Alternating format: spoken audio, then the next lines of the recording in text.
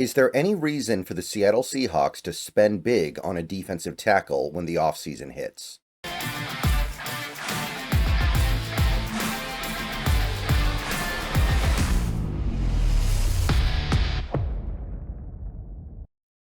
What's up, everybody? Good morning. Made it through the weekend, made it to Monday, and we've got another position to look at here. Now, I'm just going to go ahead and say it. There's a particular way in which the Seahawks need to address this position, and it's probably not by throwing a lot of money at it. It's probably not by shelling out big free agency dollars on it. This is defensive tackle, or if you prefer, 3-tech, or there are a couple different ways to qualify it, right? But earlier in this process, a couple weeks ago, we did nose tackle. This is not nose tackle, but still an interior defensive lineman. So understand that is the narrow thing that we're looking at in this series of videos. So if you want to call it a 3-tech, if you want to call it a defensive tackle, whatever, the point is you're looking more for somebody who plays in the B gap. Sometimes there's even a little bit of crossover with like a 4-eye, somebody who plays defensive end in a 3-4 defense. So it's kind of all a matter of perspective, and it's also a matter of what you think you can get a particular player to do. There are players out there who can do more than one thing. There are players out there that can do nose tackle and 3-tech. Some can do 3-tech and 5-tech or 4-eye. So there's a lot that you have to go through in order to really land on what you're looking for. Now, I'm just going to go ahead and say it. I am going to do this video because I want to be exhaustive, but there is absolutely no justification or good reason or really anything defensible about the Seahawks pursuing a free agent in this category at this level. These are the high-level starters. These are the guys who you expect to be very, very good, if not great or elite. The Seahawks already have a crowded 3-tech room. We've got Leonard Williams, Big Cat, and we just redid his contract, so he's not going anywhere. And we just drafted Byron Murphy, who we liked so much, we forced him out there at nose tackle a decent amount last season, even though that's not really his position, because we just wanted him out there because we already had a great 3-tech. So adding another one makes no sense. If we added another blue chip 3-tech, he would probably not get to play. He would probably end up playing out of position just so he could get on the field. And that only goes so far before it starts to become a negative. It starts to become a problem. So I know some people are going to point this out in the comments. So let me just say, I know these guys shouldn't even really be looked at all that seriously. We are married to Big Cat and Murphy for at least a couple of seasons here, and probably more as long as they continue to play well. And I mean, it looks good for Big Cat, right? He just had maybe the best year of his career, and Murphy is only going to get better, right? He was 21 last year. What do you expect? So we are going to go through 2 guys in this video, and there's really only 2 guys, and honestly, one guy supposedly is going to get paid like a star, and the other guy is going to get paid like a high-end starter. So grouping these 2 guys together is a little bit iffy, but we do what we got to do in order to actually have coherent tiers. So 3-techs or defensive tackles in the upper echelon of free agents. First guy, Osa Odighizuwa. Osa Odighizuwa. I actually like this guy a lot. He's about to turn 27, 3rd-round pick of the Cowboys in 2021. He's put together a really good start to his career, kind of under the radar here. He was a significant part of those really, really good Cowboys defenses under Dan Quinn. 2023, he kind of had a breakout year in terms of overall efficiency, really came into his own as a player.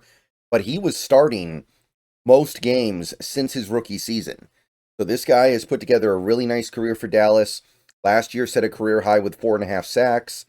And there's going to be some excitement for this guy. But as you can see, it's not anything crazy over the top, right? Career high is 4.5 sacks. Pressure count last year was good, right? He got up to 33 pressures, so that's nice. But you're talking about not even 2 a game.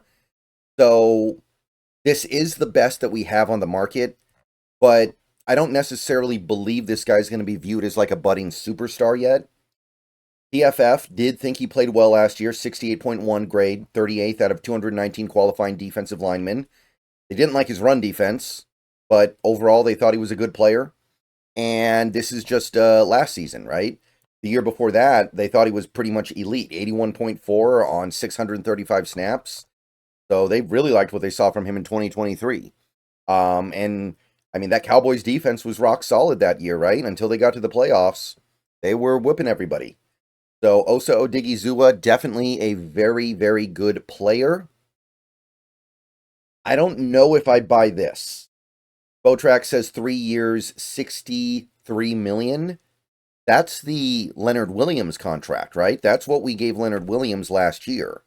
Now, I know Odigizua is much younger and entering his prime, but do you think that Odigizua deserves a Leonard Williams contract 1 year later? Like, again, like Leonard Williams was a guy who had some much more prolific seasons rushing the passer, getting after the quarterback than anything Odigizua has done. So I could see something close to this. I don't know if I'm seeing this. I think more likely Odigizua, we do have to remember here, he's not even the best front seven player on his own team, right? You've got Micah Parsons, and you also have DeMarcus Lawrence, who has been very good for them the last couple of years as well. You could argue Odigizua is number 3 on his own team. What happens when you pay him big bucks and he's the number 1 guy in your front seven? Are you going to see the same results? I'm not so sure. So I see something more like 16 or 17 million a year, but Botrack says it. Let's see what happens here. He is good, and he's the kind of player who might get crazy overpaid. We will see.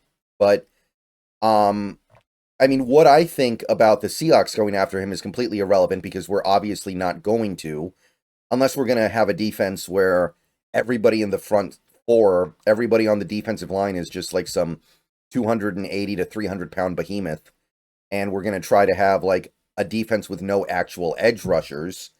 But I don't think Odigizua has proven to be that kind of player anyway. Like, if you want to say Osa's going to be the big edge, okay. Hell of a thing to pay a guy this much money when you don't know if he can do that over a big sample size. Unlikely. All right, the one other guy who looks like he's going to get the big bucks in this offseason at the 3 tech spot would be Milton Williams of the Philadelphia Eagles.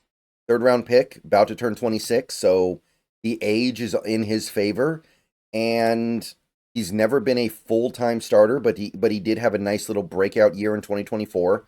5 sacks for the Eagles defense, and we know how good that Eagles defense was. Never been a big pressure guy, though.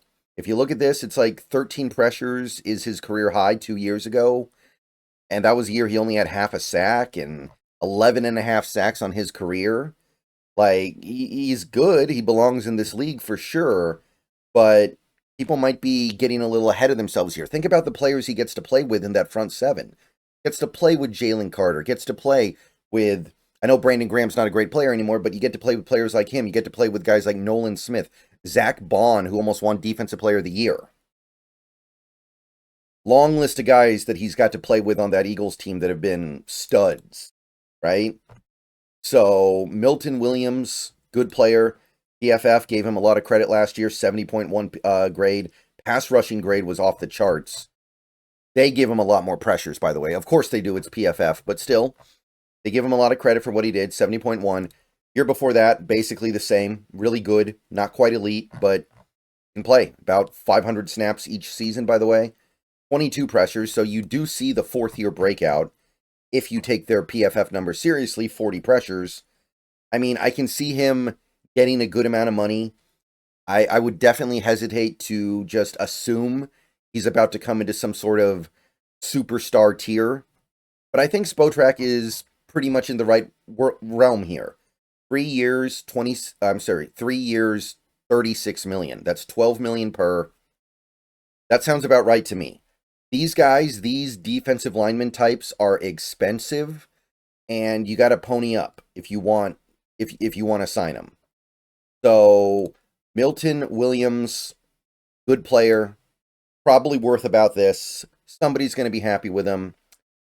Of course, I wouldn't do it because we wouldn't even be able to get him on the field because of Williams and Murphy, but there is going to be some stuff we talk about with this position later that's very important because I believe depth is a crucial consideration this offseason, and we're going to, as we go down the ladder, start to find guys that should be appealing.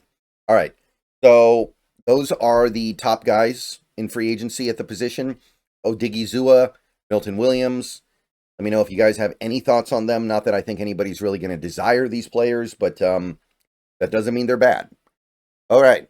Okay. So I'll see you guys later today. More videos coming, more 3-tech guys. Keep an eye out. Go Hawks. And as we move through this position, I think people will get even more interested because those are the guys that we should be targeting. See you guys later.